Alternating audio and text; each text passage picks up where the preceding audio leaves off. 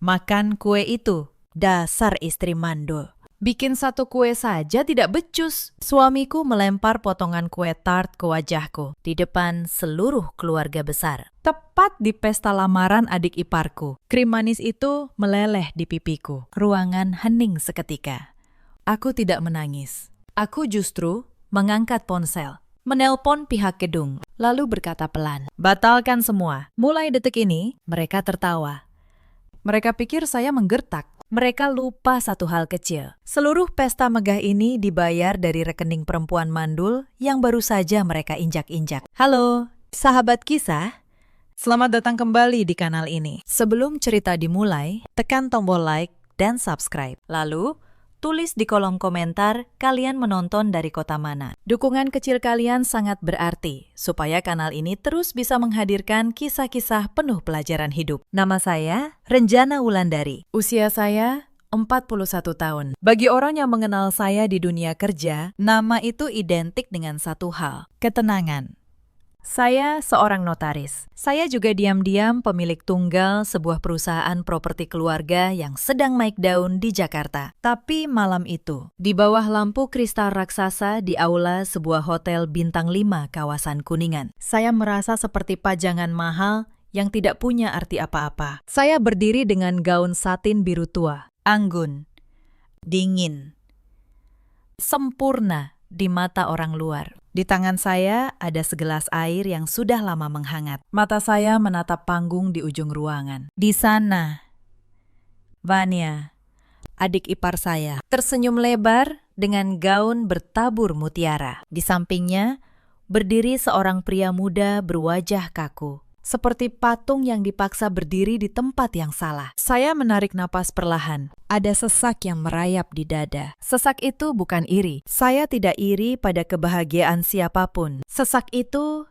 adalah lelah. Lelah yang sangat dalam. Sebab seluruh biaya pesta ini mulai dari sewa aula, dekorasi, bunga impor, gaun pengantin, sampai souvenir berlapis perak untuk ratusan tamu. Berasal dari satu sumber tunggal, rekening pribadi saya.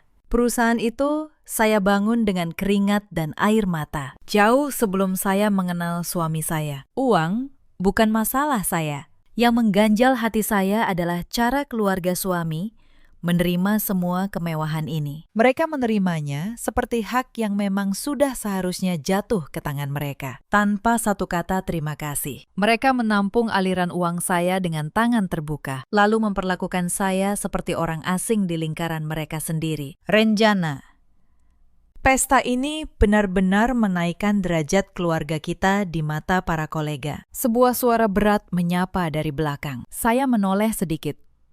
Gilang, suami saya, sudah berdiri di samping saya. Ia mengenakan setelan jas hitam mahal. Tentu saja dibeli dengan kartu kredit utama. Wajahnya penuh kebanggaan yang menurut saya berlebihan. Senyumnya begitu lebar, seolah dialah yang memeras keringat siang malam untuk membiayai semua ini. Vania sangat beruntung punya kakak ipar seperti kamu. Mas, kata saya. Atau lebih tepatnya, ia beruntung karena saya bersedia melunasi semua tagihan vendor tanpa banyak bertanya. Suara saya tenang. Hampir tanpa riak. Ekspresi Gilang langsung berubah. Senyum bangganya memudar. Ia menatap saya dengan tatapan merendahkan yang sudah saya kenal bertahun-tahun. Tatapan yang selalu muncul setiap kali ego laki-lakinya tersentil oleh kenyataan bahwa istrinya jauh lebih berkuasa secara finansial. Jangan mulai lagi, Renjana, bisiknya menekan. Ini hari bahagia adik kandungku. Jangan kamu rusak dengan hitung-hitungan materi. Lagi pula, semua kekayaan yang kamu punya sekarang juga bagian dari berkah pernikahan kita. Saya hanya tersenyum tipis. Sebuah senyum yang menyimpan kegetiran di lubuk hati paling dalam. Berkah pernikahan, katanya.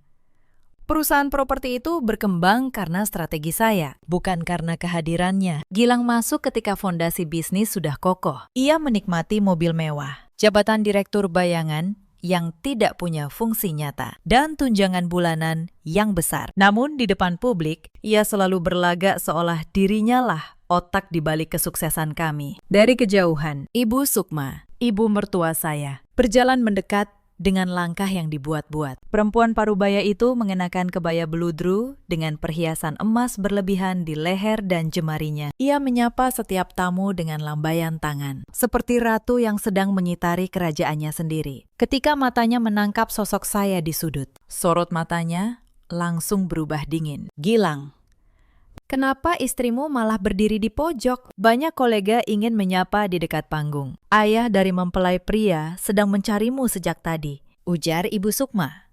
Sengaja mengeraskan suara agar terdengar tamu penting di dekat kami. "Saya ke sana sekarang, Bu," jawab Gilang patuh.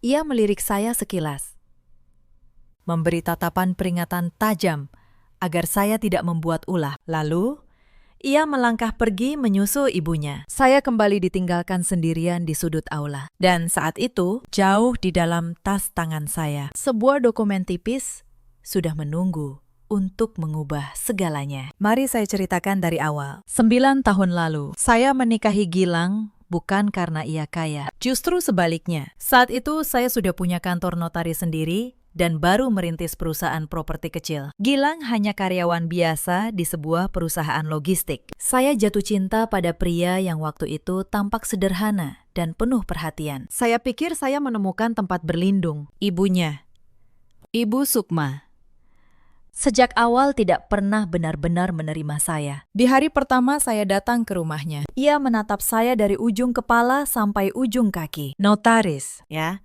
Perempuan yang terlalu sibuk dengan karir biasanya lupa cara mengurus suami, katanya waktu itu, sambil menyodorkan teh yang sudah dingin. Saya menelan kalimat itu. Saya pikir, seiring waktu, ia akan melihat ketulusan saya. Saya salah besar. Waktu hanya membuat tuntutannya semakin besar. Tahun pertama pernikahan, perusahaan properti saya mulai berkembang pesat. Sebuah proyek perumahan di Bintaro terjual habis dalam 3 bulan. Uang mulai mengalir deras. Dan bersamaan dengan itu, keluarga Gilang mulai berdatangan. Awalnya hanya pinjaman kecil. Ibu Sukma butuh biaya renovasi rumah kampung di Jawa Tengah. Saya berikan. Saya pikir itu wajar sebagai menantu. Lalu pinjaman itu tidak pernah berhenti, berganti wujud menjadi modal usaha Vania yang selalu gagal. Biaya gaya hidup, sampai cicilan mobil atas nama Gilang. Tidak ada 1 rupiah pun yang pernah kembali. Dan tidak ada 1 kata terima kasih pun yang pernah saya dengar. 9 tahun, saya hitung diam-diam di sebuah buku catatan pribadi. Total uang yang mengalir keluar dari rekening saya untuk keluarga itu mencapai 12 miliar rupiah. Yang paling menyakitkan bukan angkanya, tapi cara mereka memperlakukan saya setelahnya di setiap acara keluarga. Saya selalu jadi sasaran sindiran tentang rahim saya yang 9 tahun belum juga memberi keturunan. Perempuan kaya tapi mandul itu seperti sawah luas yang tidak bisa ditanami. Begitu Ibu Sukma pernah berkata di depan seluruh keluarga. Saat halal bihalal lebaran tahun lalu, Gilang hanya diam. Ia tidak pernah sekalipun membela saya. Justru ia memanfaatkan rasa bersalah saya. Berkali-kali ia membujuk saya menyerahkan sebagian aset perusahaan ke namanya sebagai kompensasi karena saya tak bisa memberinya anak. Untungnya sebagai notaris, saya tahu betul nilai sebuah tanda tangan. Saya tidak pernah menyerahkan apapun. Itulah satu-satunya hal yang menyelamatkan saya. Naluri hukum saya yang tidak pernah tidur. Saya masih ingat satu malam, sekitar tahun ketiga pernikahan. Saat itu saya pulang dengan demam tinggi. Setelah seharian mengurus penutupan sebuah proyek besar di Serpong. Saya berharap ada secangkir teh hangat menunggu di rumah. Yang saya temukan justru ruang tamu penuh kerabat Gilang yang sedang berpesta. "Renjana, kebetulan kamu pulang," sambut Ibu Sukma tanpa menanyakan kondisi saya. "Tagihan catering arisan keluarga belum dibayar. Tolong transfer sekarang, ya. Mumpung kamu sudah di sini," saya menatap wajah-wajah itu satu persatu. Tidak ada satupun yang bertanya kenapa saya pucat. Malam itu, saya tetap mentransfer uangnya. Lalu, saya masuk ke kamar, menelan obat penurun demam sendirian, dan menangis dalam diam. Esoknya, tidak ada yang ingat. Bagi mereka, saya hanya sumur yang harus terus mengeluarkan air. Ada pula peristiwa yang sampai sekarang masih terasa pahit. Ulang tahun pernikahan kami yang kelima. Saya menyiapkan makan malam sederhana, hanya berdua.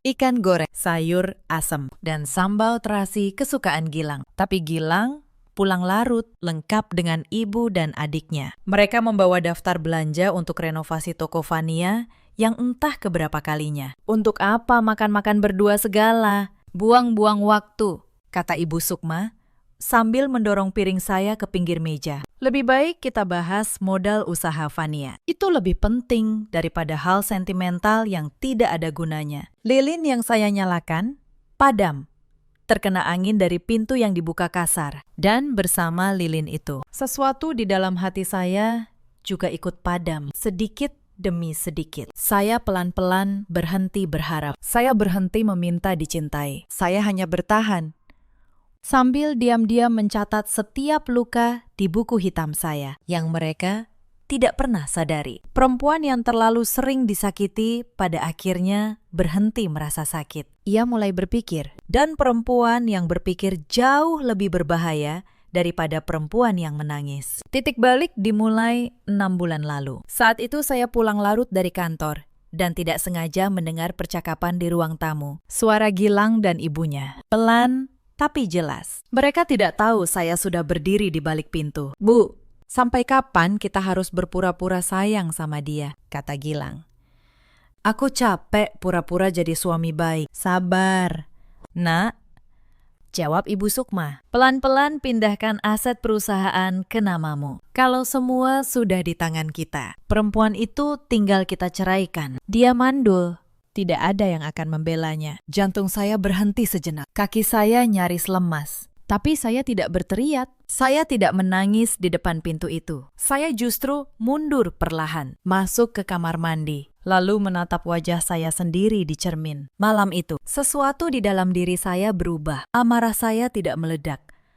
Ia mengkristal, menjadi sesuatu yang lebih dingin dan lebih tajam dari pisau. Sepanjang malam itu, saya tidak bisa tidur. Saya duduk di ruang kerja saya, menatap deretan sertifikat dan akta yang tersimpan di brankas. 9 tahun. Saya menghitung kembali semua yang telah saya berikan. Bukan hanya uang, tapi waktu, harga diri, dan air mata. Saya teringat wajah ibu saya yang sudah meninggal. Beliau dulu selalu berkata, perempuan boleh lembut, tapi tidak boleh bodoh. Boleh memaafkan, tapi tidak boleh membiarkan dirinya diinjak terus-menerus. Malam itu, saya berjanji pada diri sendiri. Saya akan keluar dari pernikahan ini bukan sebagai korban yang menangis, tapi sebagai perempuan yang berdiri tegak dengan semua yang menjadi haknya tetap utuh di tangannya. Untuk itu, saya butuh bukti.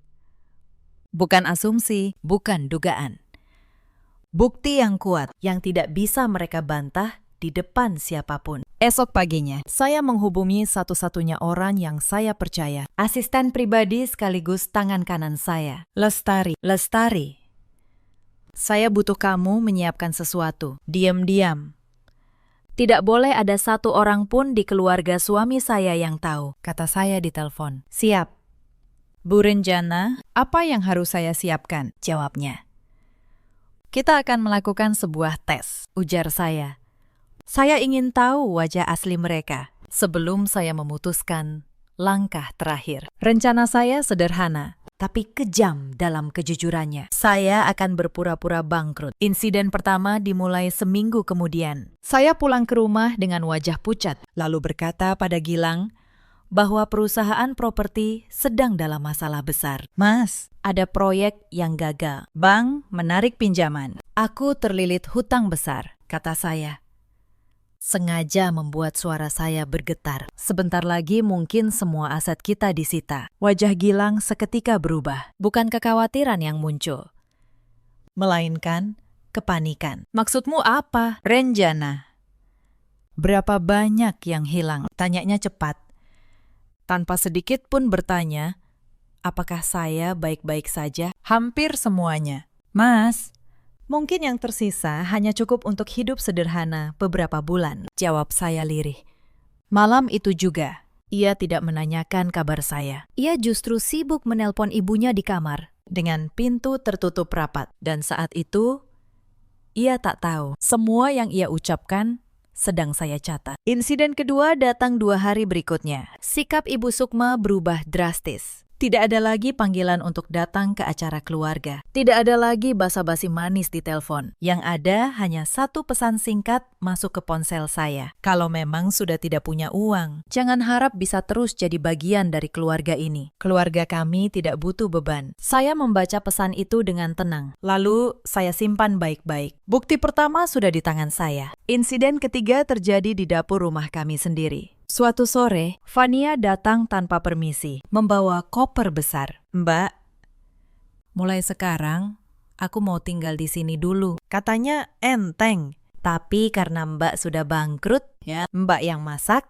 dan beres-beres. Anggap saja bayar utang budi, karena selama ini numpang kaya dari keluarga kami. Saya menahan diri untuk tidak tertawa. Numpang kaya dari keluarga mereka. Dunia benar-benar terbalik. "Baik, Vania," jawab saya pelan.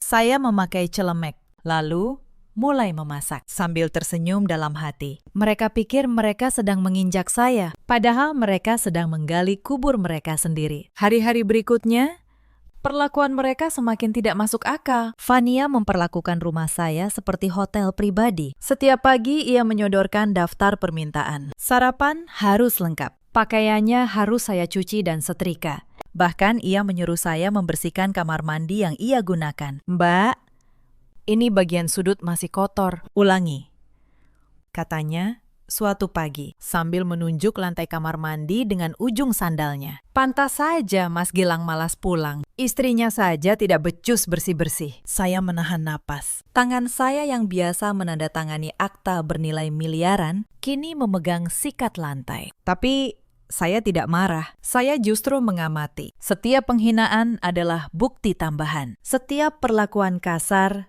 adalah satu paku lagi di peti mati mereka sendiri. Suatu sore, tetangga sebelah, Bu Hesti, kebetulan melihat saya menjemur cucian dalam jumlah banyak di halaman. "Bu Renjana, kok sekarang sibuk sekali urusan rumah? Biasanya kan ada asisten," tanyanya heran.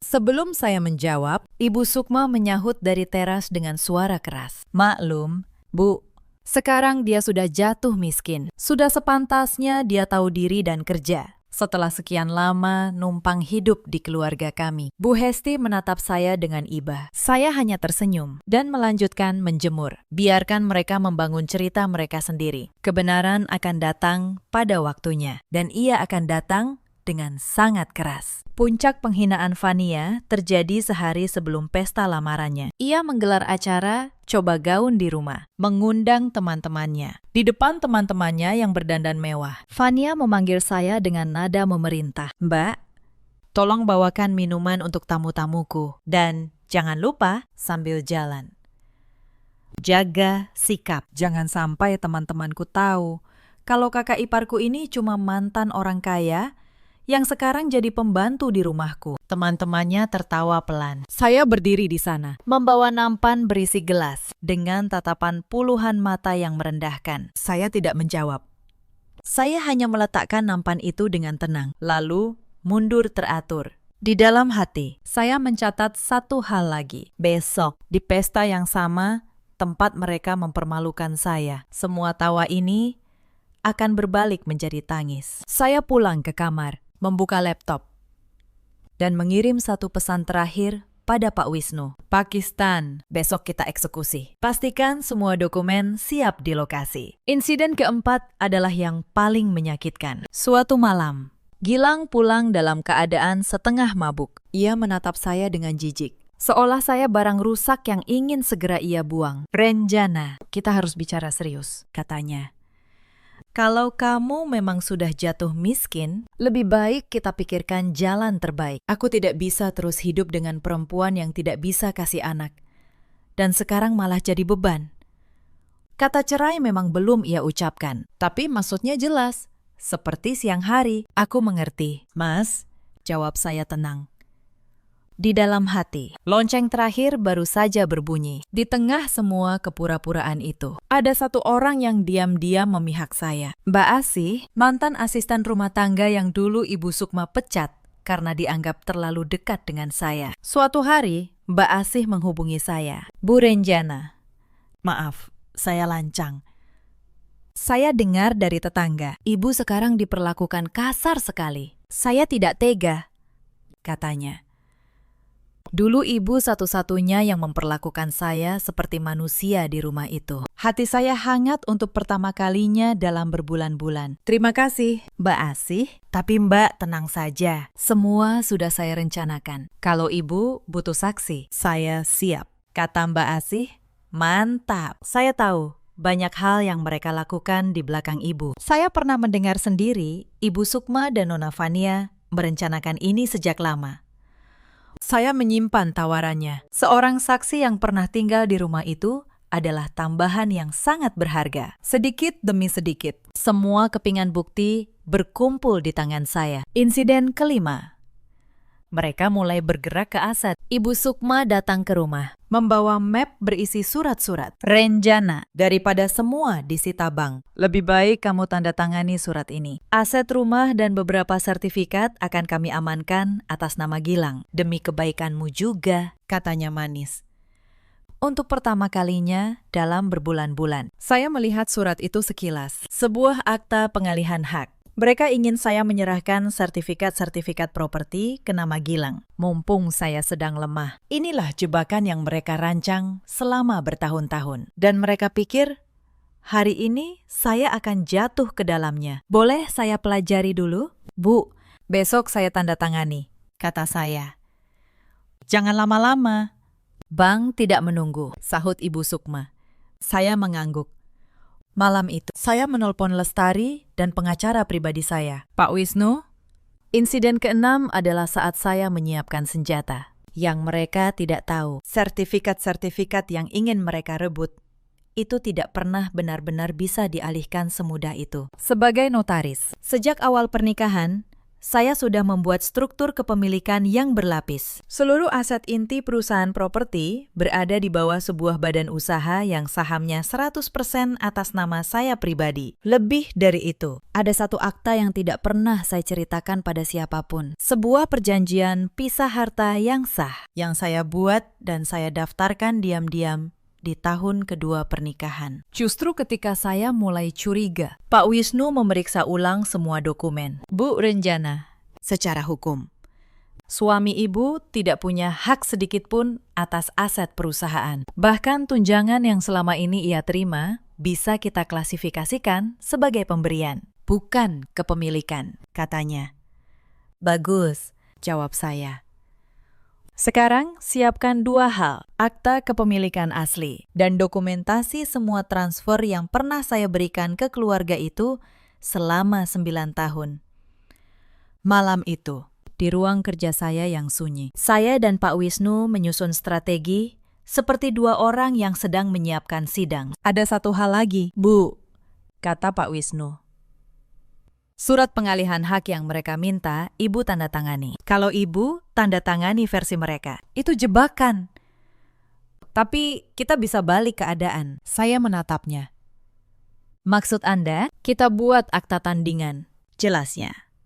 Saya akan menyiapkan satu dokumen resmi yang dicatatkan secara sah, yang menegaskan kembali bahwa seluruh aset adalah milik pribadi ibu di bawah perjanjian pisah harta. Kita daftarkan 2 hari sebelum pesta. Jadi ketika mereka mengira sudah merebut semuanya, secara hukum, justru posisi ibu yang semakin kuat. Saya tersenyum tipis. Sebagai notaris, saya mengerti betul kekuatan dari selembar kertas yang dibuat dengan benar. Lakukan, kata saya.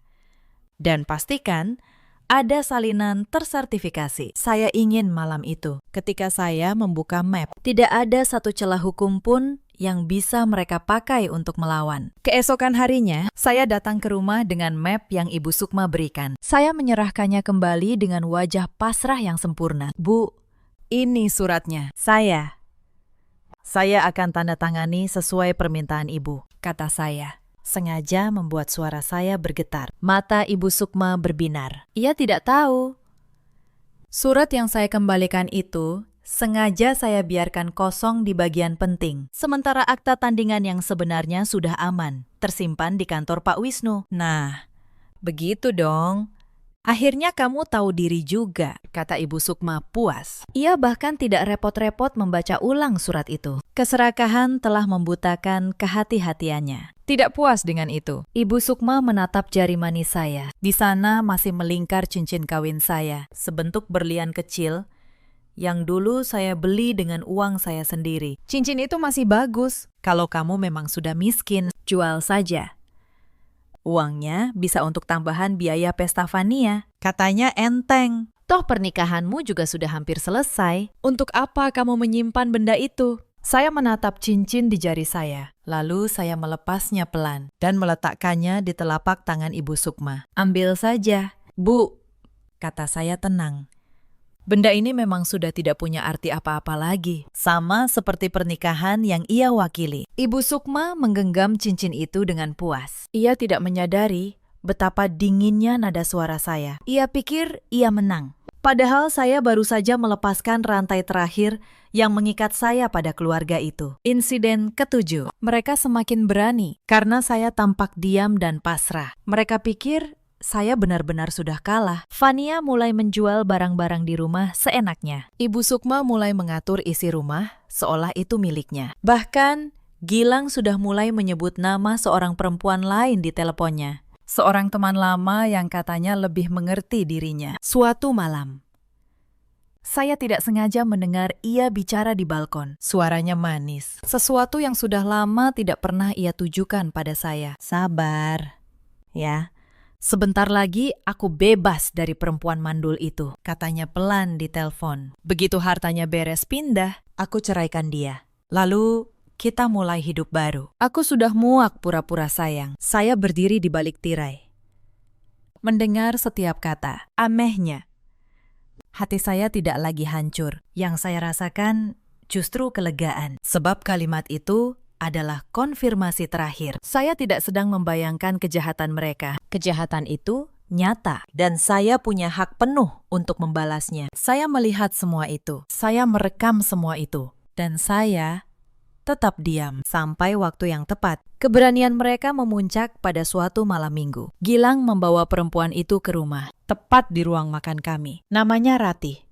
Ia duduk di kursi saya, makan dari piring keluarga kami. Sementara Ibu Sukma melayaninya seolah ia menantu baru. Renjana, kebetulan kamu di sini, kata Ibu Sukma santai. Kenalkan, ini Ratih, perempuan yang jauh lebih cocok untuk Gilang. Tolong buatkan teh untuk tamu kita, ya.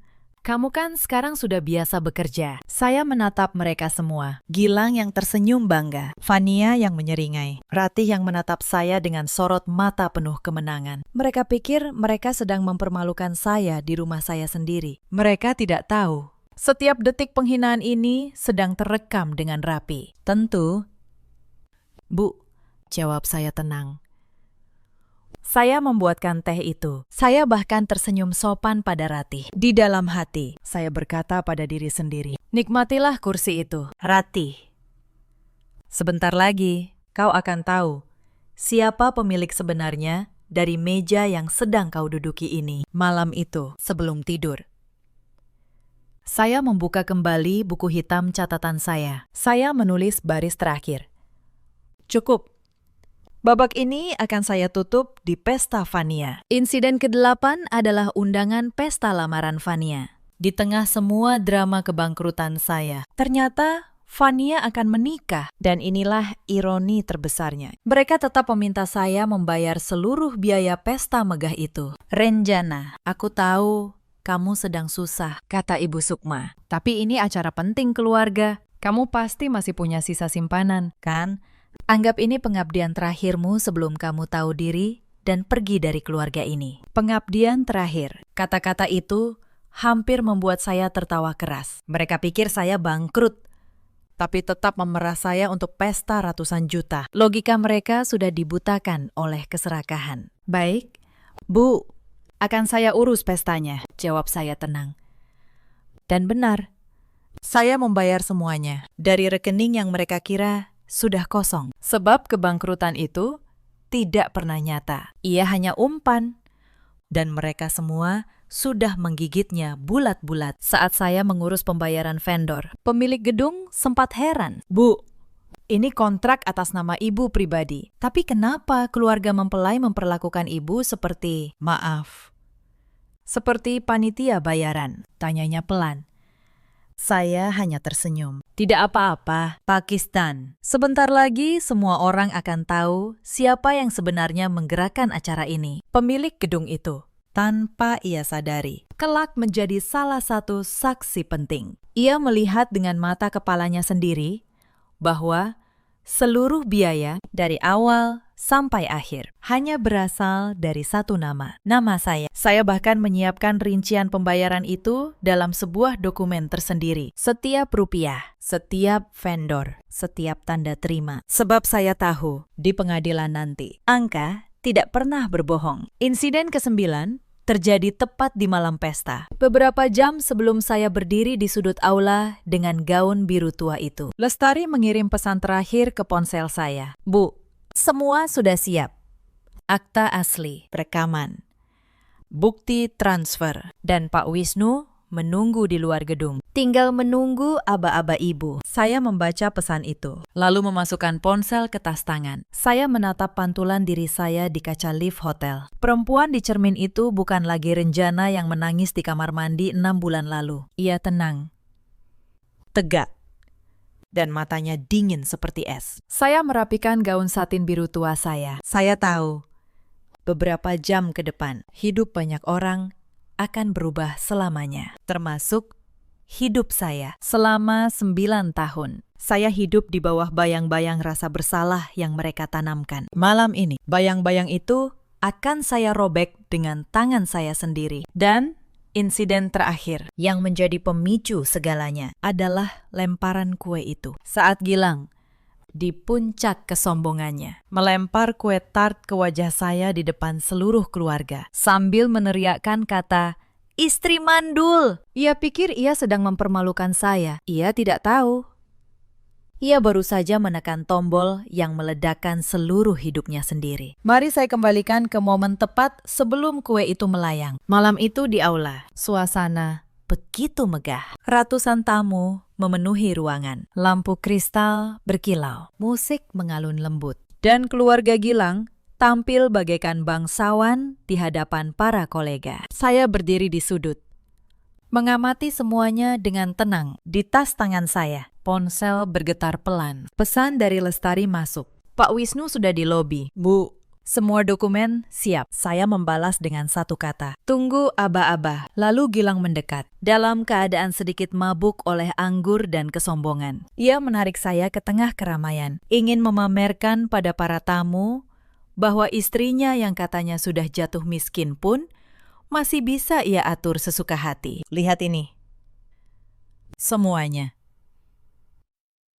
kata Gilang keras, menarik perhatian tamu. Inilah istriku. Dulu sombong karena merasa kaya. Sekarang sudah bangkrut, tapi masih saja tidak becus jadi istri. Kue untuk adikku saja dia tidak bisa siapkan dengan benar. Ia mengambil sepotong kue tart dari meja. Wajahnya penuh ejekan. Itulah detik ketika kue itu melayang ke wajah saya. Dan itulah detik ketika kesabaran 9 tahun akhirnya mencapai garis akhirnya. Krim kue itu masih menempel di pipi saya. Aula yang tadi riuh kini hening total. Ratusan tamu menatap ke arah kami. Sebagian terkejut, sebagian berbisik. Saya tidak mengusap wajah saya. Saya justru mengeluarkan ponsel dari tas, lalu menelpon pihak gedung dengan suara yang sangat tenang. Selamat malam. Ini Renjana Wulandari, pemegang kontrak penyewaan aula malam ini. Saya minta seluruh acara dihentikan. Sekarang juga, matikan musik, hentikan catering, dan tahan semua pembayaran vendor, kata saya. Musik berhenti mendadak. Lampu panggung meredup. Gilang menatap saya dengan bingung. Renjana, apa-apaan ini? Kamu sudah gila. Saya berbalik menghadapnya. Untuk pertama kalinya dalam 9 tahun, saya menatap matanya tanpa rasa takut sedikit pun. Asal kamu tahu, Mas, kata saya pelan. Tapi cukup keras agar didengar semua tamu. Seluruh pesta megah ini, dari aula sampai gaun adikmu, dibayar dari rekening perempuan mandul yang baru saja kamu lempari kue. Bisikan-bisikan di ruangan itu mulai menggumpal. Ibu Sukma bergegas mendekat, wajahnya merah padam. Renjana, beraninya kamu mempermalukan keluarga ini di depan semua orang. Bukankah kamu sudah bangkrut? Uang dari mana kamu bayar semua ini? Bentaknya. Saya tersenyum tipis. Inilah pertanyaan yang sudah saya tunggu sejak 6 bulan lalu. Bangkrut. Ulang saya. Ibu, saya tidak pernah bangkrut. Itu hanya ujian. Saya ingin tahu siapa yang sebenarnya sedang berdiri di samping saya dan siapa yang hanya menempel pada uang saya. Saya mengangkat tangan, memberi isyarat ke arah pintu aula. Pintu terbuka dan Lestari masuk membawa sebuah map tebal berwarna biru. Di belakangnya, Pak Wisnu, pengacara saya, melangkah dengan tenang. Dan hasil ujian itu sangat memuaskan. Lanjut saya. Saya membuka map itu di atas meja terdekat, di hadapan keluarga besar dan para tamu penting. Lembar pertama, kata saya, mengangkat selembar dokumen. Akta pisah harta yang sah, didaftarkan 9 tahun lalu, di tahun kedua pernikahan kami. Secara hukum, Gilang tidak pernah punya hak 1 rupiah pun atas perusahaan saya. Wajah Gilang memucat, mulutnya terbuka, tapi tidak ada suara keluar. Lembar kedua, lanjut saya. Mengangkat tumpukan yang lebih tebal. Catatan seluruh transfer uang dari rekening saya ke keluarga ini. Selama 9 tahun. Totalnya 12 miliar rupiah. Renovasi rumah. Modal usaha Fania yang selalu gagal. Cicilan mobil Gilang. Semua tercatat rapi, lengkap dengan tanggal. Para tamu mulai berbisik lebih keras. Beberapa kolega bisnis keluarga itu mulai menggeleng-geleng. Dan lembar terakhir, kata saya, sambil menatap Ibu Sukma lurus-lurus. Rekaman percakapan. Suara Ibu dan Gilang 6 bulan lalu. Merencanakan untuk memindahkan aset saya. Lalu menceraikan saya karena saya mandul. Saya menekan tombol di ponsel saya. Suara Ibu Sukma sendiri menggema di aula yang hening. Pelan-pelan pindahkan aset perusahaan ke namamu. Kalau semua sudah di tangan kita, perempuan itu tinggal kita ceraikan. Aula itu pecah. Para tamu menatap Ibu Sukma dan Gilang dengan tatapan jijik. Itu rekaman palsu. Dia mengarang semuanya, jerit Ibu Sukma, mencoba menyelamatkan muka. Saat itulah dari arah pintu, sebuah suara lain terdengar. Rekaman itu asli. Bu, saya yang dulu sering mendengar Ibu merencanakan ini di dapur. Semua mata menoleh. Mbak Asih melangkah masuk, berdiri tegak di samping Lestari. Saya Asih, mantan asisten rumah tangga keluarga ini, katanya pada para tamu. Selama bertahun-tahun, saya menyaksikan bagaimana Bu Renjana diperas dan dihina. Saya bersedia bersaksi di pengadilan demi kebenaran. Wajah Ibu Sukma berubah pucat pasi. Sekarang tidak ada lagi yang bisa ia bantah. Bapak dari mempelai pria yang tadinya begitu hormat pada keluarga ini, berdiri dari kursinya dengan wajah merah. Jadi, seluruh kemegahan ini hanya tipuan. Keluarga kalian hidup dari uang menantu yang kalian hianati, katanya keras.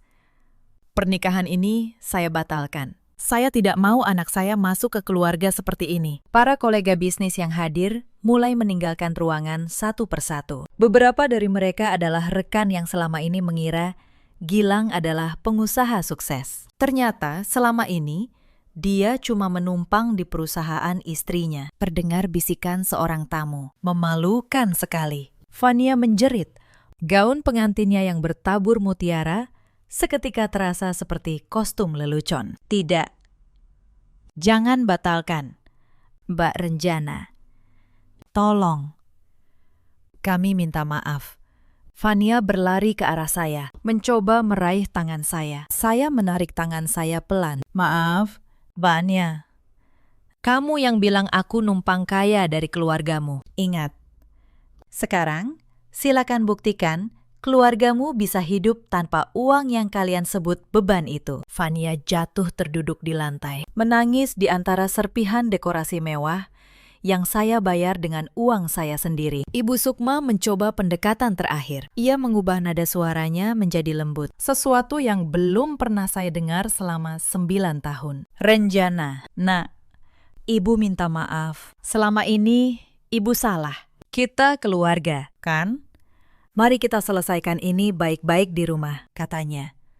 Mencoba menggenggam tangan saya. Saya menatapnya dengan tenang.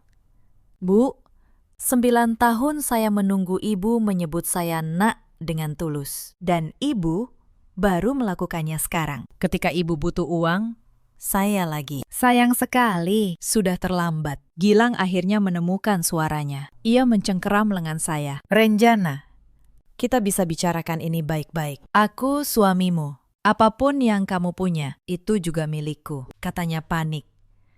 Saya melepaskan tangannya dengan tegas. Tidak ada yang milikmu. Mas, akta pisah harta itu sudah menjelaskan semuanya. Dan mulai besok, pengacara saya akan mengurus gugatan cerai. Lengkap dengan tuntutan pengembalian seluruh dana yang pernah keluargamu ambil dengan cara menipu. Kamu tidak bisa begini padaku.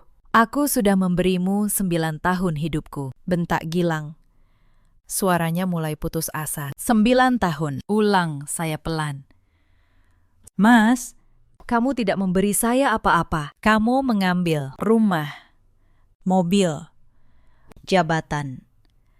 Semua dari saya. Yang kamu beri hanya penghinaan dan air mata. Sekarang giliran saya menutup buku itu. Pak Wisnu melangkah maju, meletakkan sebuah surat resmi di tangan Gilang. Ini surat panggilan pertama. Kami sarankan Anda segera mencari pengacara sendiri. Saya melangkah ke tengah aula, di antara ratusan tamu yang terdiam. Krim kue masih di pipi saya, tapi saya berdiri lebih tegak dari siapapun di ruangan itu. Selama 9 tahun. Kalian memperlakukan saya seperti mesin uang dan pembantu di rumah saya sendiri, kata saya.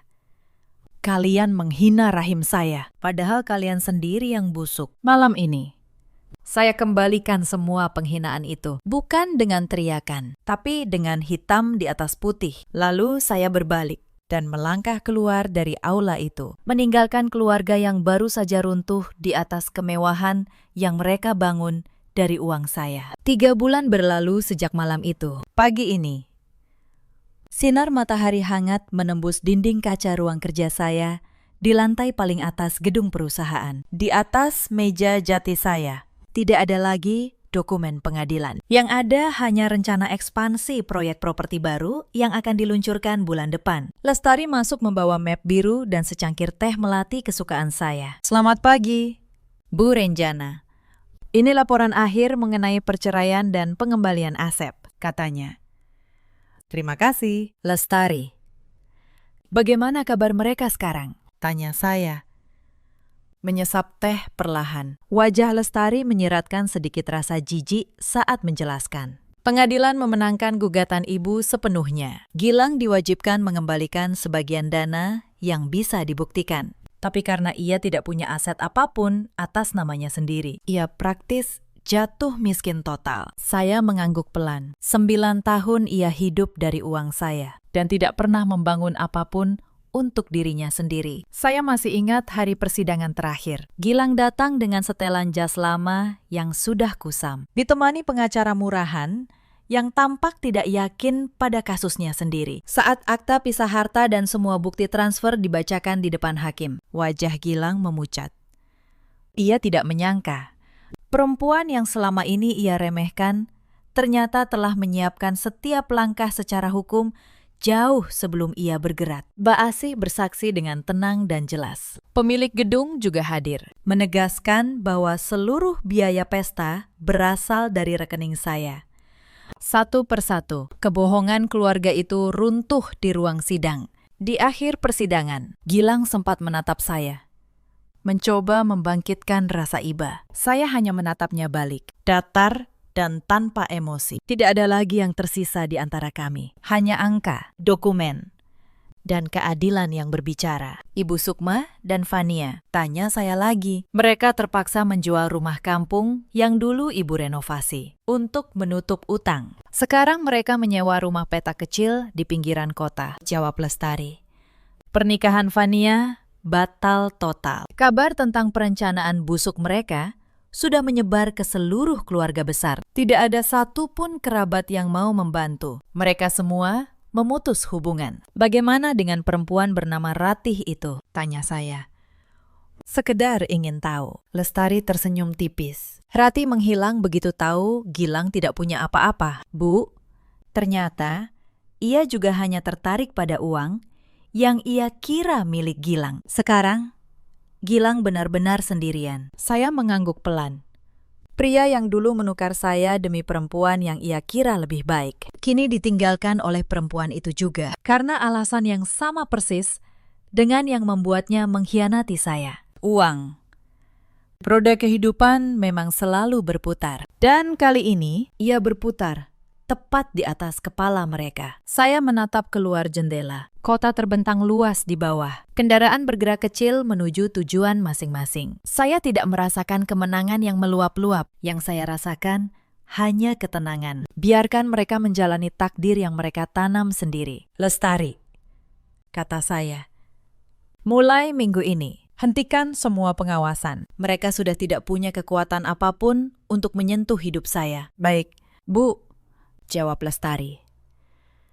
Lalu melangkah keluar dengan pelan. Saya berdiri, berjalan mendekati dinding kaca besar. Saya menarik napas dalam-dalam, merasakan udara segar memenuhi dada dengan kekuatan yang baru. Selama bertahun-tahun, saya pikir kekuatan seorang perempuan ada pada kesabarannya menahan sakit. Saya salah. Kekuatan sejati justru ada pada keberaniannya untuk berhenti menahan dan mulai bertindak. Saya tidak membalas mereka dengan kebencian yang membabi buta. Saya membalas mereka dengan ketenangan, dengan dokumen, dengan kebenaran yang sah di mata hukum. Itulah balas dendam paling elegan yang bisa dilakukan seorang perempuan yang tahu nilai dirinya. Cerita ini mengajarkan satu hal. Jangan pernah menukar harga diri dengan kasih sayang yang palsu.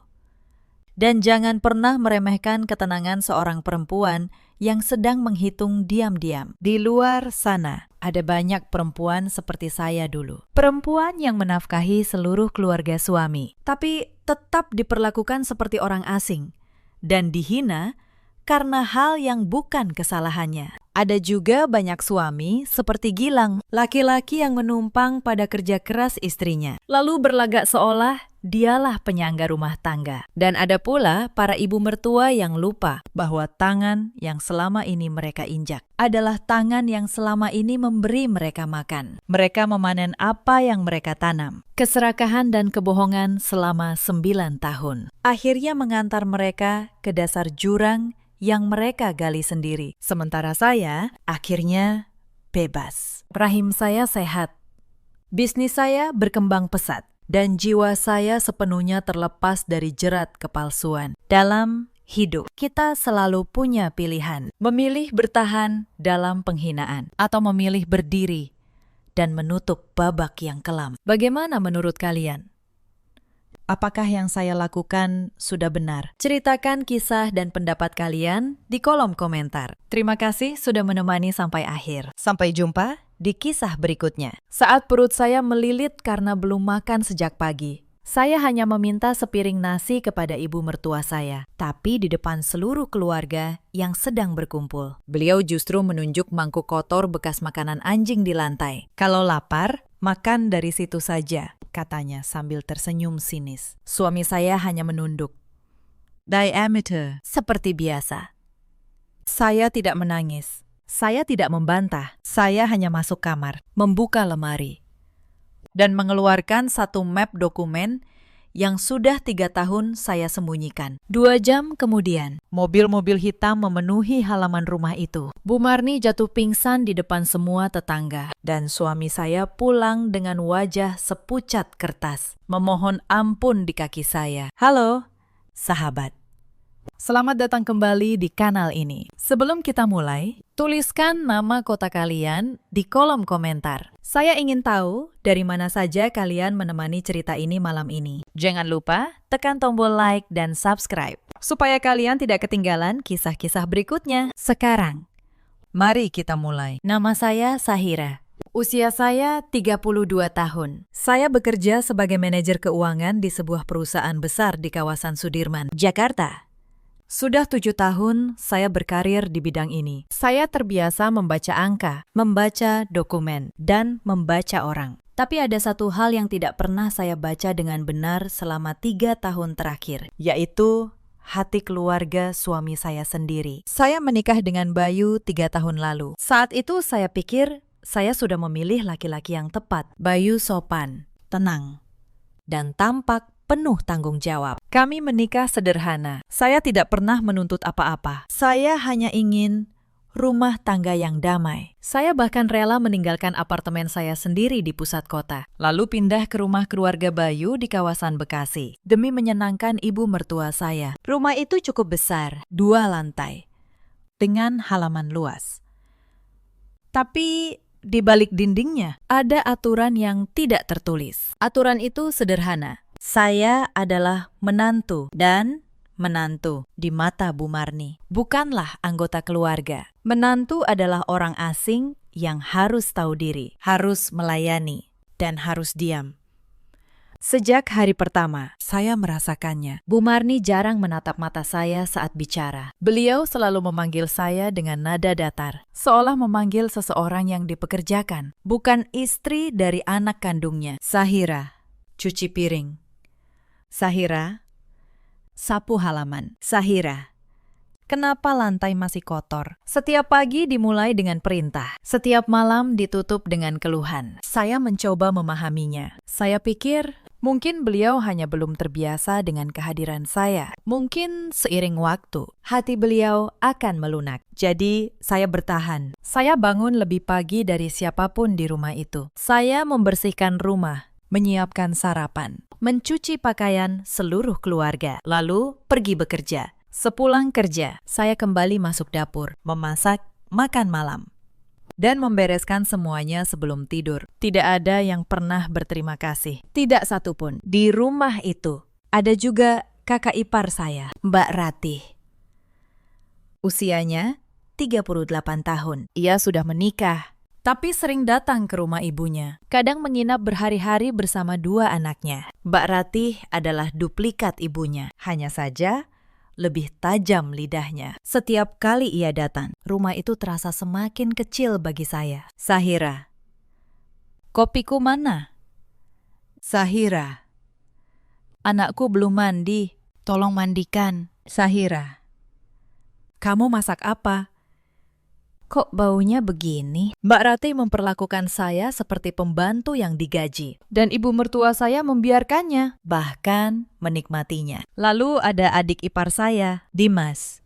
30 tahun, tapi belum juga punya pekerjaan tetap. Ia menghabiskan hari-harinya di kamar, atau pergi entah kemana dengan teman-temannya. Dimas adalah anak kesayangan Bu Marni. Apapun yang Dimas minta, selalu diberi. Uang, motor baru, gawai mahal. Sementara saya yang bekerja keras setiap hari hanya dianggap mesin pencuci piring. Dan di tengah semua itu ada suami saya, Bayu. Saya ingin mengatakan bahwa Bayu adalah pria jahat. Tapi itu tidak benar. Bayu tidak pernah membentak saya. Ia tidak pernah memukul saya. Ia bahkan terkadang tersenyum lembut saat kami berdua. Masalahnya bukan itu. Masalahnya, Bayu tidak pernah membela saya, tidak satu kali pun. Setiap kali ibunya menghina saya, Bayu hanya menunduk. Setiap kali Mbak Ratih merendahkan saya, Bayu hanya pura-pura tidak mendengar. Setiap kali saya menangis diam-diam di kamar, Bayu hanya berkata, "Sabar ya, Sahira.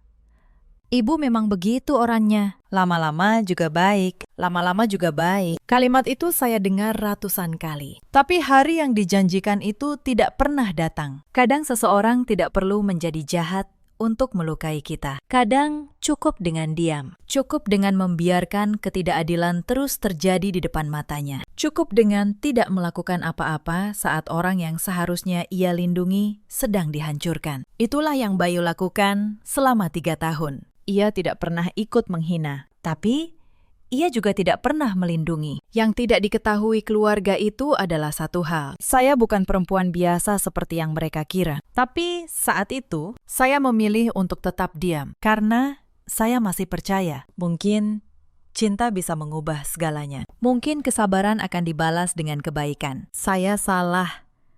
Dan saya baru menyadarinya terlalu lama kemudian. Mari saya ceritakan bagaimana semuanya bermula menjadi semakin buruk. Awalnya, hinaan itu masih terbungkus kata-kata. Bu Marni mengkritik masakan saya, mengkritik cara saya menyapu, mengkritik baju yang saya pakai. Saya menelan semuanya. Tapi seiring waktu, hinaan itu berubah menjadi sesuatu yang jauh lebih kejam. Suatu sore, saya pulang kerja lebih lambat dari biasanya. Ada rapat penting di kantor yang tidak bisa saya tinggalkan. Saya tiba di rumah pukul 7 malam, kelelahan. Dengan kaki yang nyaris tak sanggup melangkah. Begitu membuka pintu, Bu Marni sudah berdiri di ruang tamu dengan wajah merah. "Jam berapa ini baru pulang?" bentaknya.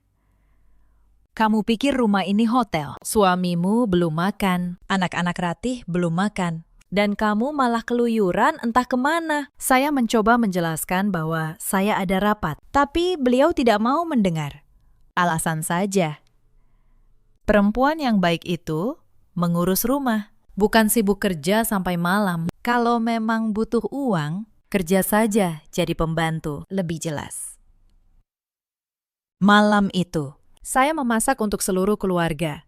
Meski tangan saya gemetar karena lelah, tidak ada yang menawarkan bantuan. Bayu hanya duduk menonton televisi. Itu insiden pertama yang membuat sesuatu dalam diri saya mulai retak. Beberapa minggu kemudian, datang insiden kedua. Saat itu hari Minggu. Mbak Rati mengadakan arisan di rumah, mengundang teman-temannya. Saya disuruh memasak untuk 12 orang, menyajikan, dan mencuci semua peralatan setelahnya. Saya melakukannya tanpa mengeluh. Tapi, di tengah arisan, salah satu teman Mbak Ratih bertanya, "Ratih, ini siapa?"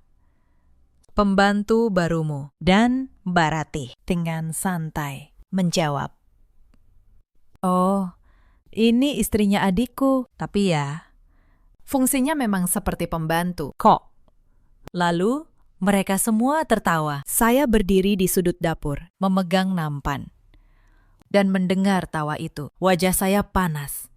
Tapi saya tidak berkata apa-apa. Saya hanya melanjutkan pekerjaan saya, sambil menahan air mata yang nyaris jatuh. Yang paling menyakitkan, Bayu ada di ruangan itu. Ia mendengar semuanya, dan ia memilih diam. Insiden ketiga terjadi saat saya sakit. Suatu pagi, badan saya demam tinggi. Kepala saya berdenyut, dan saya nyaris tidak bisa bangun dari tempat tidur. Saya memberanikan diri meminta izin untuk tidak menyiapkan sarapan hari itu. Bu Marni masuk ke kamar, menatap saya dengan dingin, lalu berkata, "Sakit.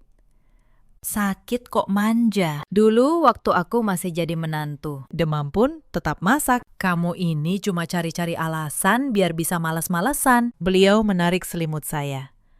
"Ayo, bangun. Keluarga ini butuh makan." Hari itu, dengan demam tinggi, saya tetap memasak. Saya berpegangan pada meja dapur agar tidak terjatuh. Dan saat sarapan tersaji, tidak ada satupun dari mereka yang bertanya bagaimana keadaan saya. Insiden keempat datang dari Dimas. Adik ipar saya itu kehabisan uang lagi. Ia masuk ke kamar saya saat saya sedang tidak ada, lalu mengambil uang dari dompet saya. Saat saya menyadarinya dan menanyakannya, Dimas hanya menyeringai. "Ambil sedikit kok. Lagian kamu kan kerja, banyak duit. Bagi-bagi sama saudara dong." Saya melaporkannya kepada Bu Marni, berharap beliau akan menegur anaknya. Tapi yang terjadi sebaliknya. "Cuma uang segitu saja kamu ributkan. Dasar pelit. Pantas saja keluargamu dulu miskin. Dimas itu masih saudara. Harusnya kamu bersyukur bisa membantu." Saat itu, saya sadar di rumah ini kebenaran tidak pernah berpihak pada saya. Tapi insiden kelima adalah yang paling menghancurkan. Saat itu, perusahaan tempat keluarga Bayu menyimpan harapan sedang dalam masalah. Ternyata, selama ini keluarga itu hidup dari sebuah bisnis kecil milik almarhum ayah Bayu. Sebuah usaha distribusi yang dijalankan Bayu dan Dimas. Tapi karena salah kelola, terutama oleh Dimas, bisnis itu terlilit utang besar. Saya yang bekerja di bidang keuangan sebenarnya bisa membantu. Suatu malam, Saya menawarkan diri untuk memeriksa pembukuan mereka. Saya menemukan banyak kebocoran, banyak pengeluaran yang tidak masuk akal. Dan saya menyusun rencana untuk menyelamatkan bisnis itu. Tapi saat saya menyampaikannya, Bu Marni malah marah. Siapa yang minta pendapatmu? Ini urusan keluarga kami, bukan urusan orang luar sepertimu. Kamu pikir karena bisa baca angka, kamu lebih pintar dari anak-anakku. Jangan sok tahu, Bayu. Sekali lagi, hanya diam. Padahal yang saya tawarkan adalah pertolongan. Saya menutup buku pembukuan itu, dan saat itulah saya memutuskan. Saya tidak akan pernah lagi menawarkan apapun kepada mereka. Insiden keenam adalah soal warisan. Suatu hari, Bu Marni memanggil seluruh anggota keluarga ke ruang tamu. Beliau mengumumkan bahwa rumah dan seluruh aset keluarga akan dibagi hanya untuk Bayu, Dimas, dan Ratih. Sahira tidak termasuk, kata beliau tegas sambil menatap saya. Karena dia bukan darah daging keluarga ini. Kalau suatu saat bercerai, dia tidak boleh mengambil apapun. Semua orang mengangguk setuju, bahkan Bayu. Suami saya sendiri mengangguk, menyetujui bahwa istrinya tidak berhak atas apapun. Saya tersenyum kecil di dalam hati, karena mereka tidak tahu. Saya tidak pernah membutuhkan 1 rupiah pun dari mereka. Lalu datang insiden ketujuh. Krisis utang bisnis keluarga semakin parah. Para penagih mulai datang ke rumah. Suasana menjadi tegang setiap hari. Bu Marni stres. Dimas menghilang entah kemana. Dan Bayu kebingungan. Mereka membutuhkan dana segar dalam jumlah besar. Atau bisnis itu akan disita. Suatu malam, Bu Marni mendatangi saya untuk pertama kalinya. Nada bicaranya melunak. Sahira, katanya, kamu kan kerja di bidang keuangan. Kamu punya tabungan, kan? Pinjamkan dulu ke keluarga ini. Nanti kami ganti. Saya menatapnya. Perempuan yang selama 3 tahun menghina saya, kini meminta tolong saat ia membutuhkan. Saya tidak menjawab iya atau tidak. Saya hanya berkata, saya pikirkan dulu, Bu.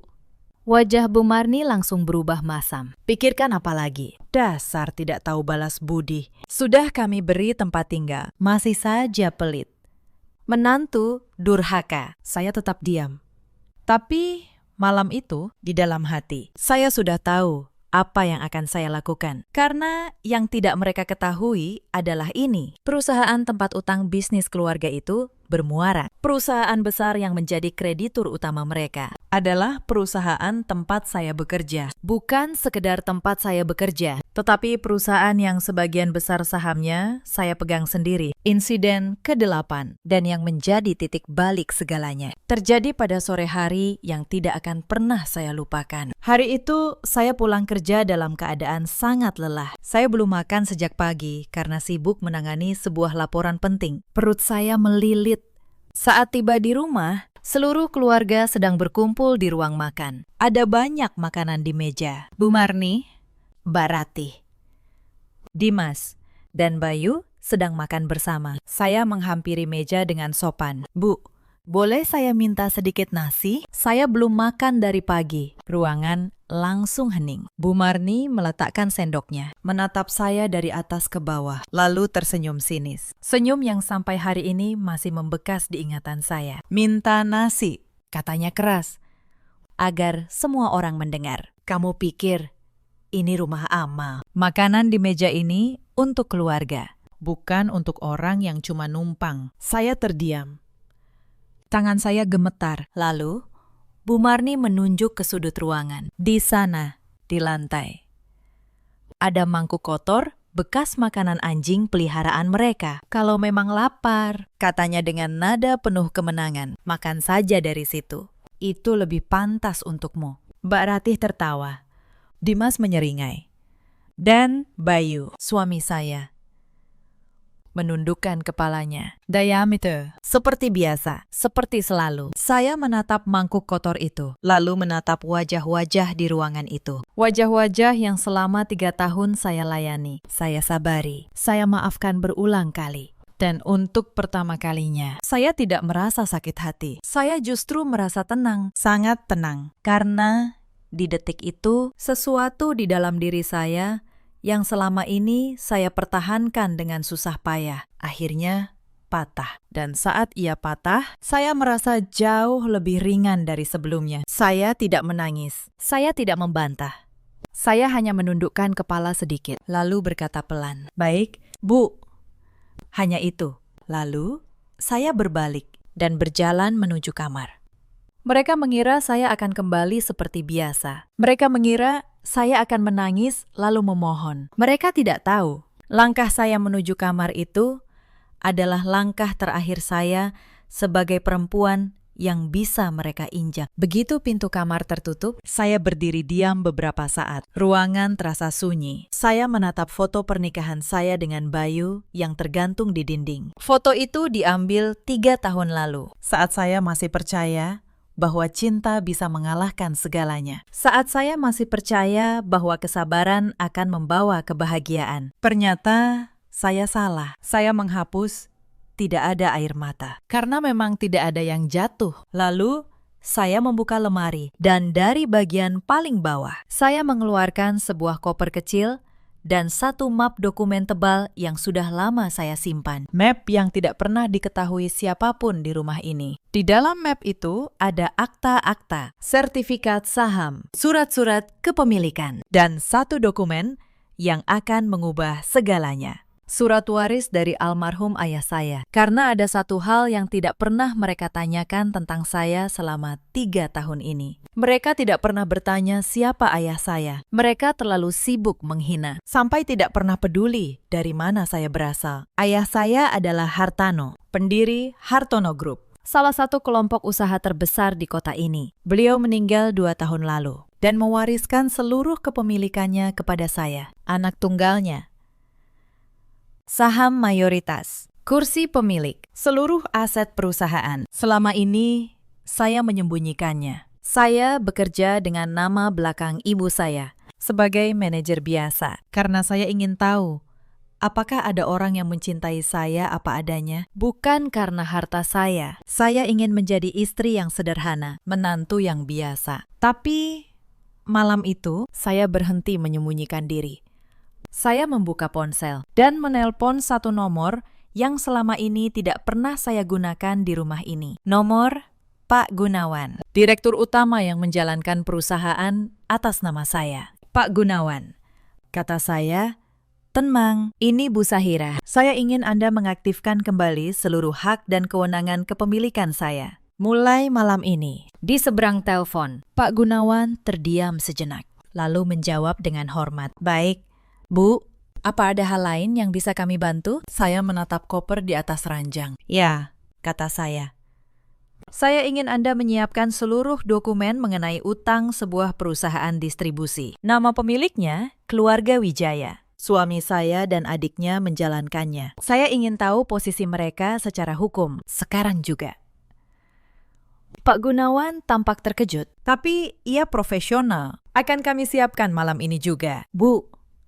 Tim akan datang ke alamat yang Anda berikan." Saya menutup telepon. Lalu saya melanjutkan mengemasi barang-barang saya tanpa tergesa, tanpa amarah, hanya dengan ketenangan yang belum pernah saya rasakan sebelumnya. Saya memasukkan beberapa pakaian, ijazah, buku tabungan, dan dokumen-dokumen penting. Lalu saya menutup koper itu di luar kamar. Suara televisi masih terdengar. Sesekali terdengar tawa Mbak Ratih. Mereka masih merasa menang. Mereka tidak tahu bahwa hinaan yang baru saja diucapkan sore tadi akan menjadi hinaan terakhir yang pernah mereka lontarkan kepada saya tanpa konsekuensi. Saya membuka pintu kamar, menenteng koper, dan berjalan keluar. Bu Marni melihat saya. Matanya menyipit. "Mau kemana kamu malam-malam begini? Bawa koper segala. Mau kabur? Dasar menantu tidak tahu diri." Saya berhenti sejenak di depan pintu. Saya menatap beliau dengan tenang. "Saya tidak kabur, Bu," kata saya. "Saya pulang." "Pulang kemana?" tanya beliau dengan nada mengejek. "Ke rumah orang tuamu yang miskin itu." Saya tersenyum tipis. "Ke rumah saya sendiri." Lalu saya melangkah keluar dari rumah itu, menuju mobil yang sudah menunggu di depan. Bukan mobil sederhana yang biasa mereka lihat saya gunakan, tapi sebuah mobil mewah berwarna hitam, dengan sopir yang membukakan pintu untuk saya. Saya melihat dari kaca spion. Wajah Bu Marni yang mulai berubah bingung, tapi beliau belum mengerti apa-apa. Belum. Mobil itu membawa saya menjauh dari rumah yang selama 3 tahun menjadi sumber luka. Saya tiba di sebuah apartemen mewah di pusat kota, tempat yang selama ini tidak pernah diketahui siapapun. Saya berdiri di depan jendela besar, memandang gemerlap lampu kota di kejauhan. Untuk pertama kalinya setelah bertahun-tahun, saya merasa bisa bernapas dengan lega. Sementara itu, di rumah keluarga Wijaya, sesuatu mulai bergerak. Beberapa jam setelah saya pergi, sebuah panggilan masuk ke ponsel Bayu. Panggilan dari kantor pusat perusahaan kreditur. Perusahaan yang memegang seluruh utang bisnis keluarganya. Bapak Bayu Wijaya, kata suara di seberang.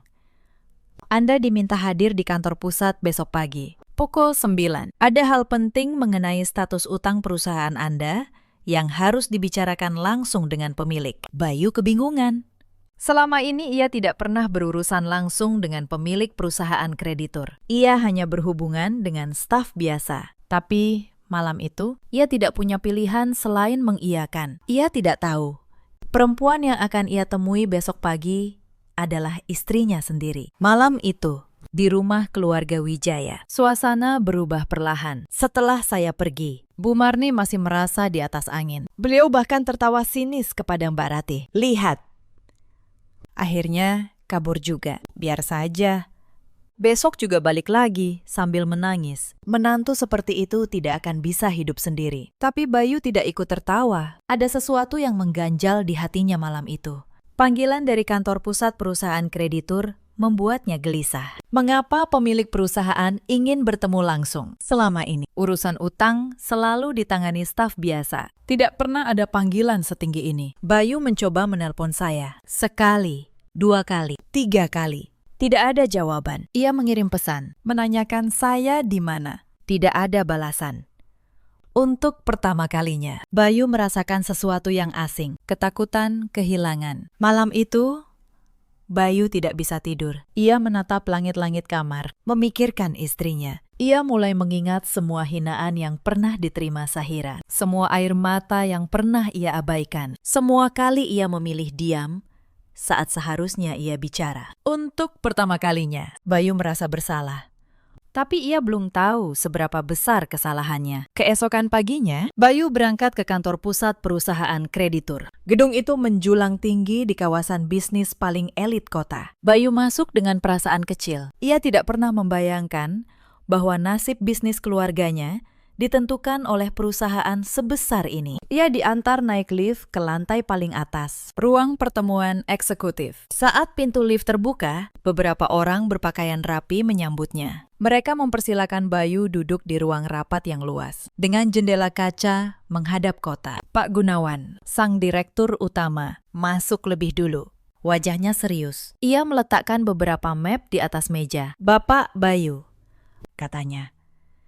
Sebelum kita mulai, saya ingin bertanya, apakah Bapak mengenal istri Bapak dengan baik? Pertanyaan itu membuat Bayu bingung. Tentu, dia istri saya. Apa hubungannya dengan utang perusahaan saya? Pak Gunawan saling pandang dengan beberapa orang di ruangan. Lalu, ia membuka map pertama. Mungkin ada sesuatu yang belum Bapak ketahui. Ia meletakkan beberapa dokumen di hadapan Bayu. Dokumen kepemilikan, sertifikat saham, dan di setiap lembar ada satu nama yang tertulis berulang kali. Nama yang sangat dikenal Bayu, Sahira.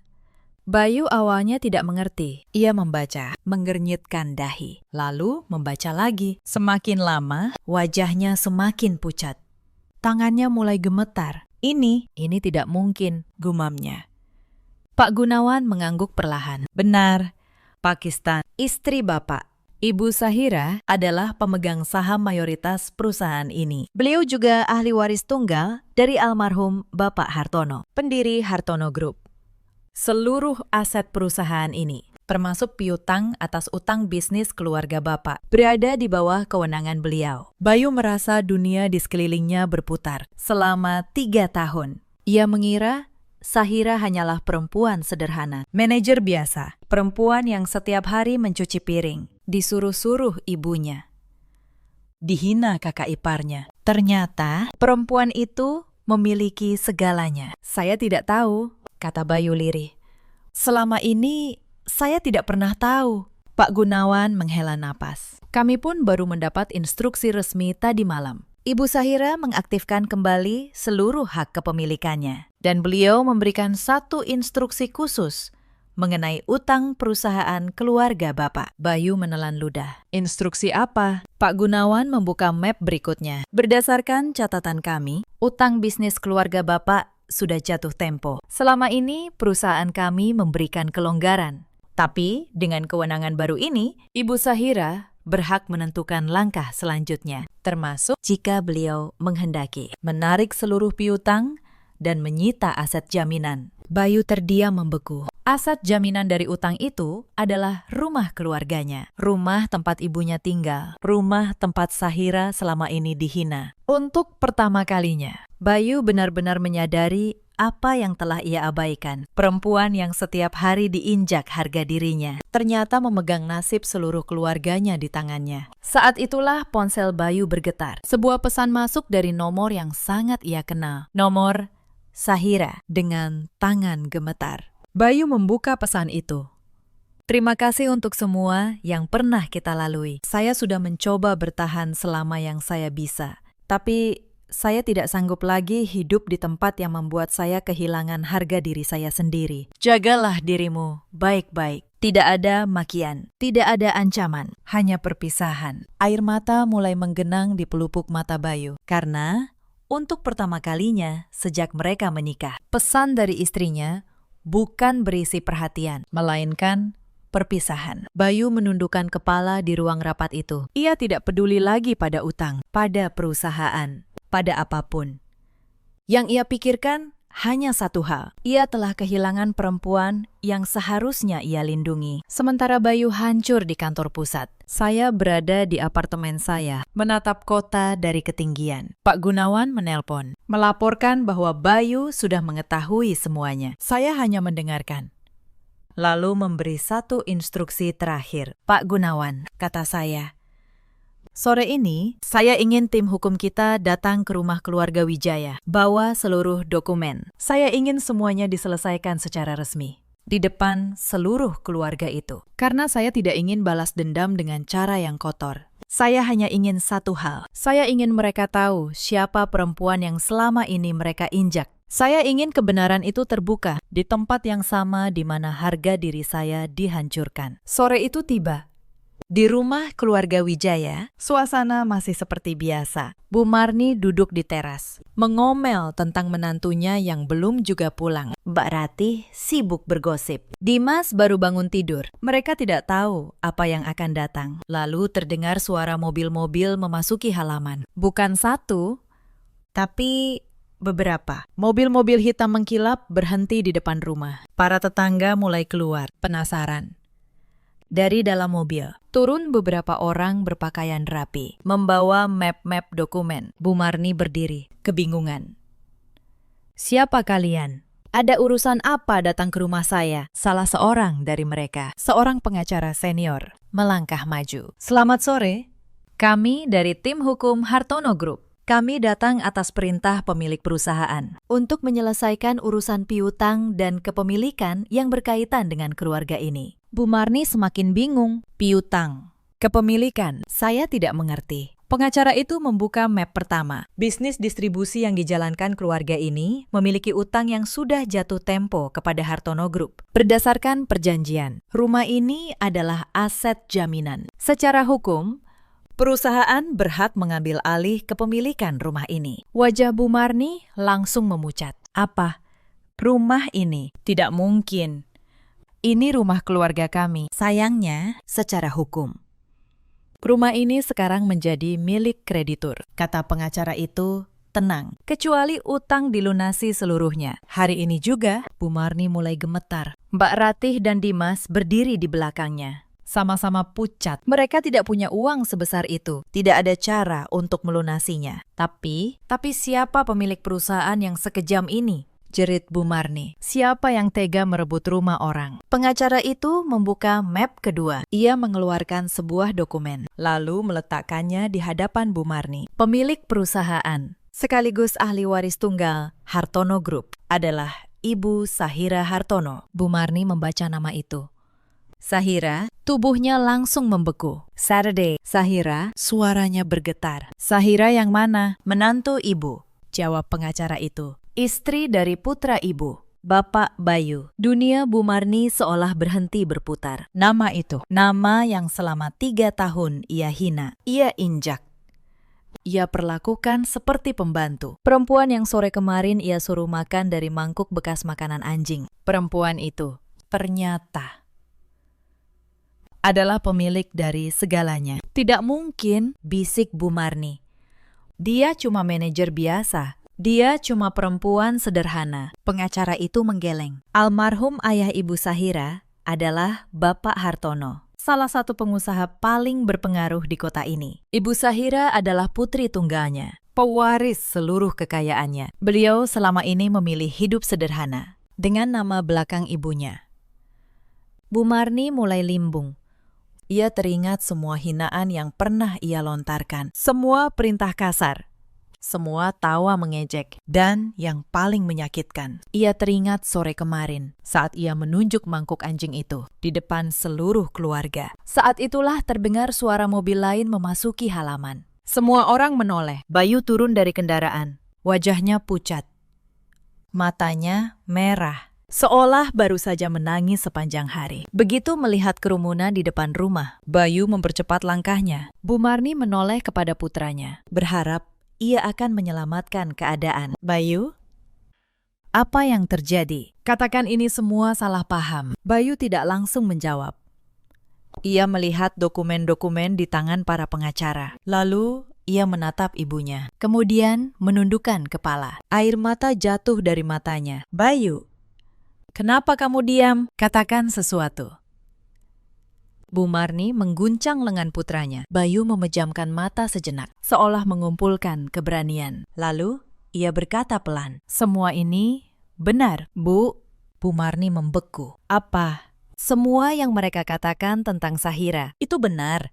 Dia memang pemilik perusahaan itu. Dia memang ahli waris Hartono Group. Dan kita selama ini menghancurkannya. Dunia terasa runtuh di hadapan Bu Marni. Beliau menatap putranya dengan mata membelalak, lalu menatap dokumen-dokumen di depannya. Perempuan yang selama ini dianggap tidak berharga, ternyata memiliki segalanya. Perempuan yang selama ini dianggap menumpang, ternyata adalah pemilik dari rumah tempat mereka berdiri. Dan yang paling menyakitkan, beberapa jam yang lalu, Bu Marni sendiri yang menghancurkan segalanya. Dengan mulutnya sendiri, dengan kesombongannya sendiri, dengan hinaan yang tidak akan pernah bisa ditarik kembali. Bu Marni mundur 1 langkah. Kemudian, 1 langkah lagi. Wajahnya kehilangan seluruh warna. Napasnya mulai memburu. Tangannya gemetar hebat. Bayu mencoba menopangnya, tapi sudah terlambat. Pandangan Bu Marni mulai kabur. Suara-suara di sekelilingnya terdengar menjauh. Lalu tubuhnya kehilangan keseimbangan. Bu Marni jatuh pingsan.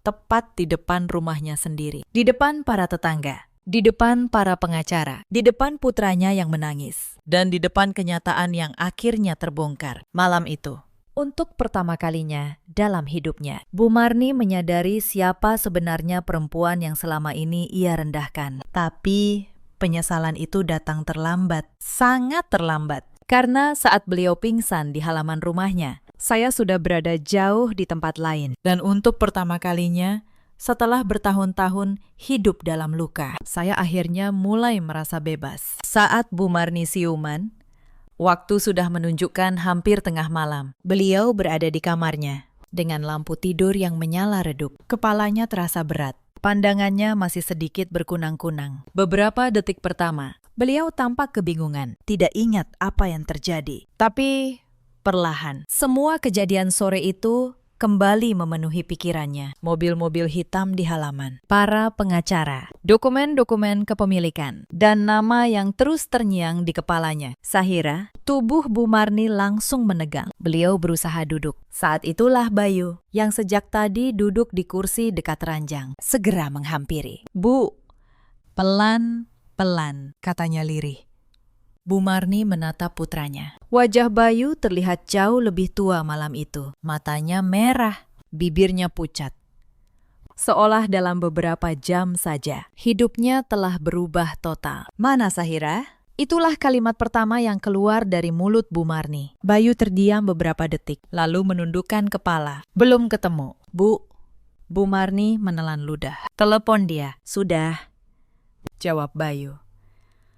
Berkali-kali, tidak diangkat. "Kirim pesan." "Sudah." "Bu," tidak dibalas. Bu Marni merasakan jantungnya kembali berdebar. Untuk pertama kalinya dalam hidupnya, beliau merasa kehilangan kendali atas keadaan. Perempuan yang selama ini ia anggap remeh, kini menghilang, membawa serta nasib seluruh keluarga di tangannya. "Bayu," kata Bu Marni dengan suara bergetar. "Apa yang sebenarnya terjadi? Bagaimana mungkin Sahira? Bagaimana mungkin dia pemilik perusahaan itu?" Bayu menarik napas panjang. Lalu, ia menceritakan semuanya. Tentang pertemuannya di kantor pusat tadi pagi. Tentang dokumen-dokumen kepemilikan. Tentang Pak Gunawan yang menjelaskan bahwa Sahira adalah ahli waris tunggal Hartono Group. Tentang utang bisnis keluarga yang seluruhnya berada di tangan istrinya sendiri. Semakin Bayu bercerita, semakin pucat wajah Bu Marni. Beliau menutup mulutnya dengan tangan yang gemetar. "Astagfirullah," bisiknya. "Apa yang sudah kita lakukan?" Air mata mulai jatuh dari mata Bu Marni. Bukan air mata penyesalan yang tulus, mungkin awalnya. Tapi air mata ketakutan. Ketakutan kehilangan rumah, kehilangan harta, kehilangan segalanya. "Bayu, kita harus minta maaf. Kita harus memohon padanya. Kalau tidak, dia akan mengambil rumah ini. Kita akan jadi gelandangan." Bayu menatap ibunya dengan tatapan yang berbeda. Untuk pertama kalinya, ia melihat ibunya dengan jelas. Bukan sebagai ibu yang selalu ia bela, tapi sebagai perempuan yang telah menghancurkan rumah tangganya selama 3 tahun. "Bu," kata Bayu pelan. "Ini bukan soal rumah, ini bukan soal harta, ini soal seorang perempuan yang selama 3 tahun kita injak setiap hari. Perempuan yang ibu suruh makan dari mangkuk anjing kemarin sore. Dan saya hanya diam. Saya membiarkannya." Bu Marni terdiam. "Yang membuat saya hancur bukan karena dia kaya." "Bu," lanjut Bayu. Suaranya bergetar. "Yang membuat saya hancur karena saya baru sadar, selama ini saya menyia-nyiakan perempuan terbaik yang pernah saya miliki. Dan saya melakukannya bukan karena dia jahat, tapi karena saya pengecut. Karena saya tidak pernah berani membela istri saya sendiri." Malam itu, di kamar yang temaram, ibu dan anak itu terdiam dalam keheningan yang panjang. Keheningan yang dipenuhi penyesalan. Sementara itu, di pagi berikutnya, kabar tentang keluarga Wijaya mulai menyebar. Para tetangga membicarakannya, bahwa keluarga yang selama ini sombong itu ternyata menghina menantu yang merupakan pewaris konglomerat, Barati, yang biasanya paling lantang, kini tidak berani keluar rumah. Ia malu. Teman-teman arisannya yang dulu ia ajak menertawakan saya, kini berbalik membicarakannya. Dimas, adik ipar yang biasa mengambil uang dari dompet saya, kini ketakutan. Bisnis yang ia jalankan terancam disita. Tidak ada lagi uang mudah, tidak ada lagi motor baru. Untuk pertama kalinya, ia harus menghadapi akibat dari kemalasannya sendiri. Beberapa hari kemudian, Bayu datang ke apartemen saya. Entah bagaimana ia menemukan alamatnya. Mungkin dari Pak Gunawan, mungkin dari pengacara. Ia berdiri di depan pintu dengan wajah lelah dan mata sembab. Petugas keamanan apartemen menghubungi saya, menanyakan apakah saya bersedia menerimanya. Saya terdiam sejenak. Lalu saya berkata, "Persilakan dia naik." Saya membuka pintu. Bayu berdiri di sana. Suami yang selama 3 tahun tidak pernah membela saya. Suami yang hanya diam saat saya dihina. Suami yang mengangguk saat ibunya berkata, Saya tidak berhak atas apapun. Sahira, katanya lirih.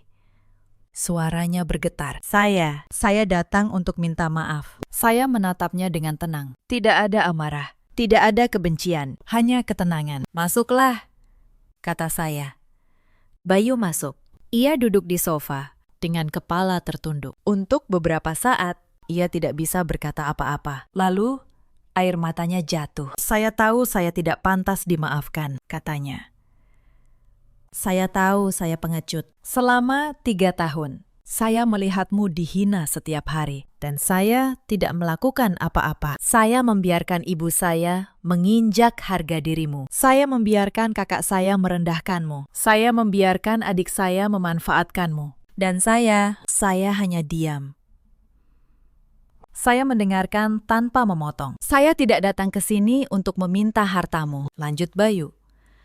Saya tidak peduli soal rumah, soal perusahaan, soal utang. Ambil semuanya kalau memang itu yang pantas. Saya datang ke sini karena saya menyesal, karena saya baru sadar saya telah kehilangan perempuan terbaik dalam hidup saya. Dan itu salah saya sendiri. Saya menarik napas panjang, lalu saya berbicara. Untuk pertama kalinya dengan jujur kepadanya. Bayu, kata saya, kamu tahu apa yang paling menyakitkan selama 3 tahun ini? Bukan hinaan ibumu, bukan ejekan kakakmu, bukan ulah adikmu. Yang paling menyakitkan adalah kamu. Karena kamu adalah satu-satunya orang yang seharusnya berdiri di sisi saya. Dan kamu memilih diam. Bayu menundukkan kepala semakin dalam. Saya tidak menyembunyikan harta saya untuk menipumu. Lanjut saya. Saya menyembunyikannya karena saya ingin tahu apakah ada orang yang mencintai saya apa adanya. Bukan karena uang.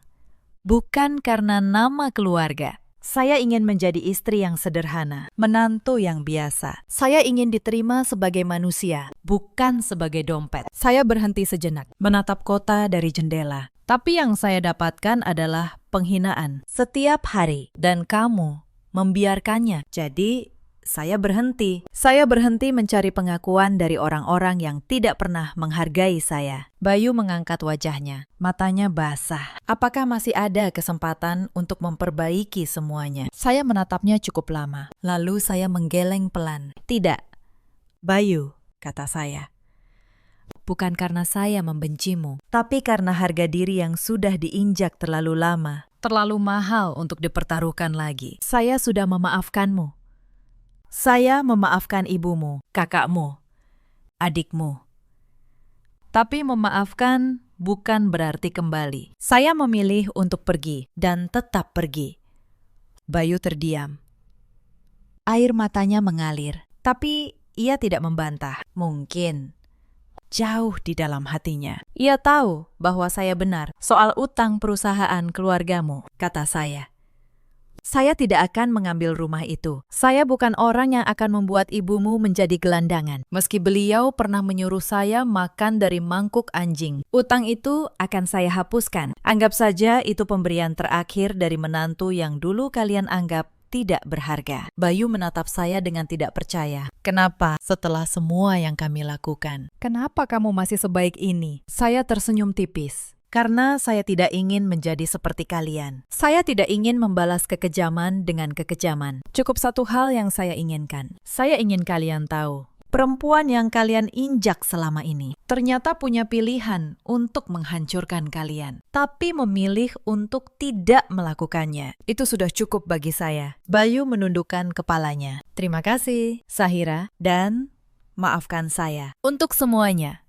Ia berdiri, berjalan menuju pintu. Sebelum keluar, ia berhenti sejenak. Saya harap kamu bahagia. Kamu pantas mendapatkannya lebih dari siapapun. Lalu ia pergi. Pintu tertutup pelan di belakangnya. Dan saat itulah satu bab dalam hidup saya benar-benar selesai. Beberapa minggu kemudian, saya mendengar kabar tentang keluarga Wijaya. Bu Marni jatuh sakit cukup lama setelah malam itu. Bukan karena penyakit fisik, tapi karena penyesalan yang menggerogotinya. Beliau yang dulu selalu sombong, kini menjadi pendiam. Para tetangga bercerita bahwa beliau sering duduk sendirian di teras, menatap kosong ke arah jalan, seolah menunggu seseorang yang tidak akan pernah kembali. Mbak Ratih.